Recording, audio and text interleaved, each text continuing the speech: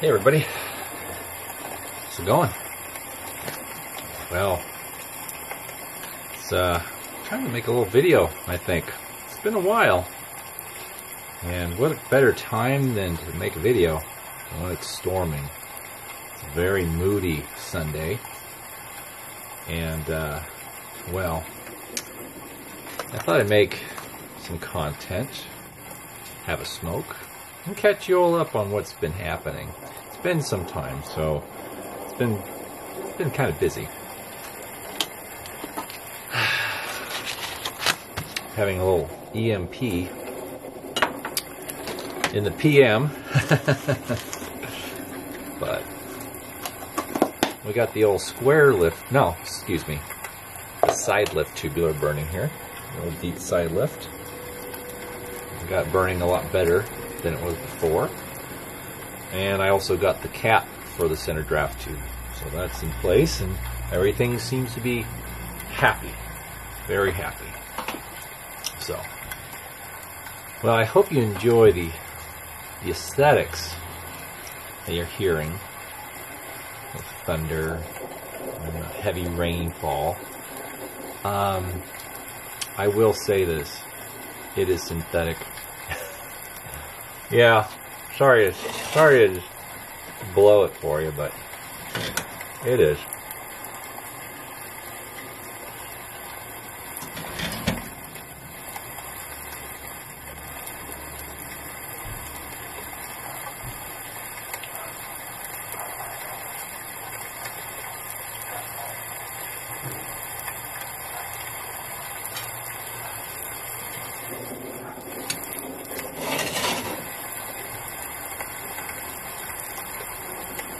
Yeah, it is overcast though, and it did rain yesterday, briefly, so it's not too far off. I mean, yeah, it's not raining right now, but I thought since it's a nice gray day, and it's nice and cozy, might as well have the sounds to go along with it.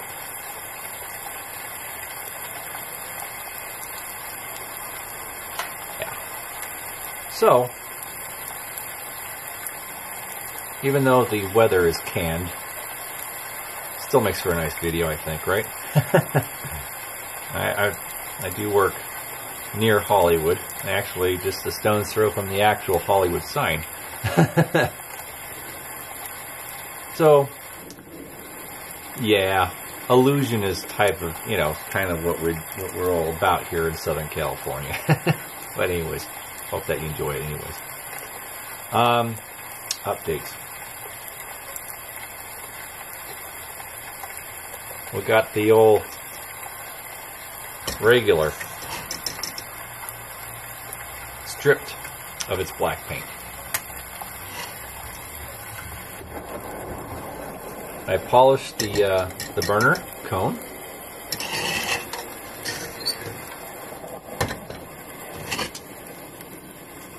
And the cap.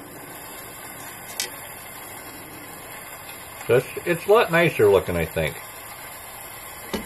It's got the nice solder. It looks, I think, how it should look. And the globe is a little dirty. I've been burning it plenty. I'm going to clean it a little bit, but I do like the mottled age look of the globe. So I'm going to get a little brush and just take care of the lamp black, and then she'll be ready to go again. Got the brush. And this is something I've been doing lately to spare a globe that has age to it without doing well, submitting it to soap and water and, you know, make it completely new looking. So I just take a little bit off. Just take the lamp black off. It doesn't make it perfectly clean, but that's not the point.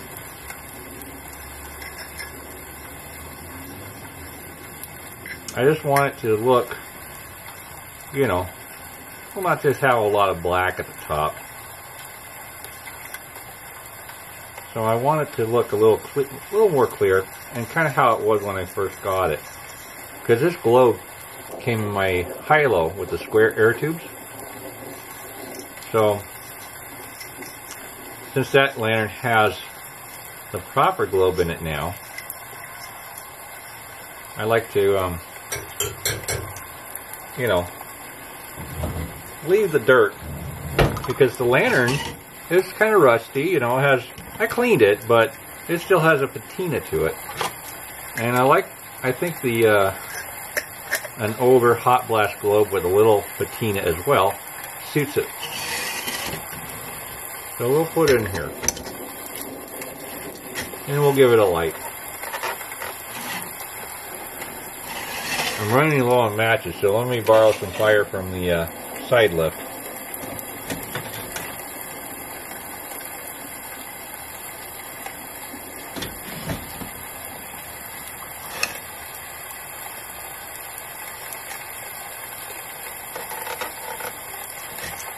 There we go. Double trouble. Anyway, excuse me. That's kind of what we're doing here. We got some nice lanterns,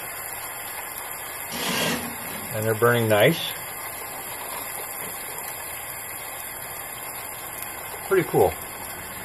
So I think we're done with the regular now. I think it's pretty much where I want it to be.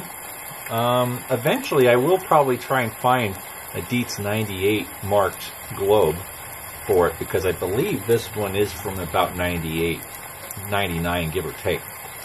So, fun.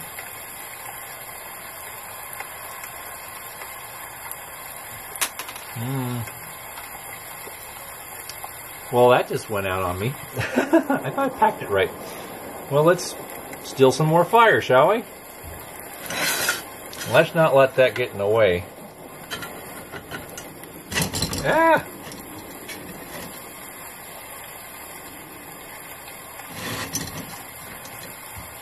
Come on. Oh, you blew it, Larry. Alright, there we go.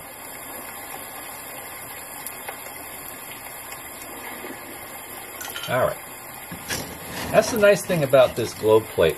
With the regular, I can just open a little door and insert a match and not disturb the flame, like lifting a globe on a side lift or anything with a lift lever, because the flame gets kind of, you know, unhappy because it's exposed to the draft and everything. But with the little trap door, you just stick it in here and it continues to burn just as it is. It's a really neat design. I'm very partial to that regular now.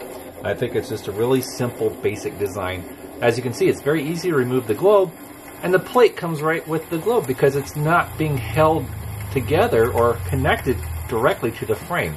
You it's just there by gravity's sake, and the retaining ring clip at the top of the smoke bell there. So that's really the only thing holding it in place, besides the little wire loop that connects to the bottom part of the globe plate. I think it's a really fun design. Yeah, I think so. I'm a big fan of that lantern. So, what else is going on? Well, had a crazy week with the car last Saturday. It started almost a week-long process.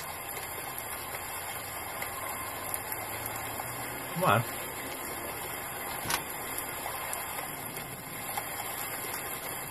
I'll tell you what that's all about. So, a week ago Saturday, wanted to get the car out and primp it up a little bit for a drive out to a friend's house out in the valley. And that was going to be a bit of a drive because it's, you know, about a 25-mile drive out there. And mostly freeway driving. And for any of those who have or had a car of that era, understand that while they're great on torque, they're not really great on speed. And modern freeway speeds are challenging, especially here in Southern California, where people feel the need to exceed the speed limit by 20 to 30 miles an hour. So it's kind of nerve-wracking taking a car that is capable of 55 to 65, but being passed as if you're standing still by luxury cars, sports cars of Southern California ilk, like you're in their way. Well, I stay to the right, but anyhow, Saturday morning comes. I wanted to go for a bicycle ride before I got started, so I was going to pull the car out, and I did. And when I parked it on the street, I noticed my rear passenger side tire was very low. Very low. So I limped the car over to a tire shop. I had a spare inner tube. And I had the new inner tube installed. Tire pumped up right. I went and got all the other tires pressure up to where they should be. And then I continued to primp the car and prep it for the drive. Came out great. Everything was awesome. The car drove wonderfully there and back, and we were completely safe. Sunday morning, I get up. I wanted to try that bicycle ride thing again because I didn't do it Saturday night. So I came back out here, but that tire, the same tire, was completely flat. So I'm like, I just fixed it. I threw money at it just to get it fixed, and well, it wasn't fixed. So I limped the car out of the garage because there's really no room in here to do any tire changing, since that side of the car is within inches of the wall of the garage. So there's no room to jack it up and change a tire at all. Not at all. So I had to sadly drive the car out of the garage and out to the street and do the tire change out there. I hated driving it on the tire when it was flat, but que sera, sera. So I got that changed, parked the car back in the garage, put the flat tire in the trunk, and Monday I took it over there and showed it to the tire shop, and I've been going to them for years. They've always treated me right. And they says, well, okay, let's try and fix it. So they patched the hole, and they says there was a part of the inner tube that was rubbing on the inside of the rim that they felt caused the hole, so they patched it. Well, I drove the car home, parked it back in the garage. Tuesday night, I came out here to make a video. Yeah, I did. Well, that didn't happen because the car was not happy. Still, the tire was completely flat yet again. So I left work early on Wednesday and took the car, changed the tire again, went over to the tire shop and says, we got to fix this. We got to figure out what's going on. So he looked at it, and another hole had opened up. It was slowly leaking. And in the same inner tube, the brand new inner tube, mind you. But it wasn't in a spot that would lend it to being rubbed against and causing a hole to open in the channel of the rim. So he says, I think this is a bad tube. I'm like, I think you're right. So I ordered 2 new inner tubes, and I'm going to probably get one over there soon. I had him patch that other hole in the old inner tube, and he patched it and put it all back together. It's still holding air. It seems to be fine, but I'm not putting it on the car until I get that changed out, because that's just ridiculous. It's ridiculous, because I think if it's on a car, it's going to be feeling the pressure and the weight of the car, and that might cause more stress to the inner tube that would probably, lend it to opening up another hole. I think it's compromised. So that's more or less what I've been dealing with, and it stinks. I hate it. I hate tires. I hate dealing with that. But I did, and it's still sitting on its spare tire right now, and it's fine. It's not flat, so I think we got a good spare. But it's, it's what it is. I don't want to run on the spare. I want to get it. And on these cars, the spare tire was identical to the rest of the wheels back in that era. So I have a 16-inch rim with the proper tire and everything. So, that's the way they used to do it. No little donut cheap wheels back in that era. You had an identical rim and tire in your trunk in that time. And that's how it was done. So, the car's being, it's fine now. We'll get it dealt with this week. Anyway, I wanted to give you guys a little heads up about something that's coming along that I'm planning with a friend. Now, I have a good friend of mine who also has a YouTube channel, and she talks about Hollywood history, a lot of old movies and whatnot, and she's a good friend of my wife and I. And she also collects vintage clothing, and she's really into the 30s, 40s, 50s stuff, you know. And she's got her own channel. And, well, I talked to her today, and I says, hey, what do you think about collaborating and making a video together? She also is a big-time old radio fan. She loves old-time radio. And that's something that's near and dear to my heart as well, because, well, that goes back to my earliest interests in the 30s and 40s was old-time radio, along with the music. So we're going to talk about radio and its earlier period, and play some interesting snips of broadcasts that we like, and talk about old-time radio. So keep your ears tuned and your notifications aware of this video coming up. I think we might be planning to collaborate on this venture, I think in at least a week. So I will definitely post it on this channel with a link to her channel as well. So we'll collaborate this. We'll figure everything out how it's going to work and go down. I'll be on location.